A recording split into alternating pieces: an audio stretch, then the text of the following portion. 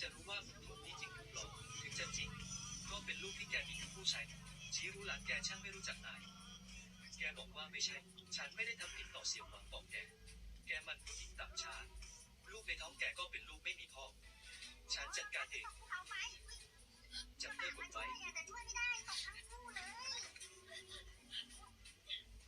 ลาวาดิ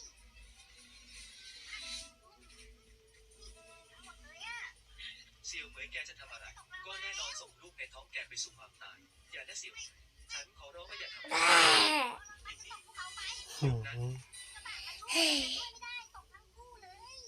เอา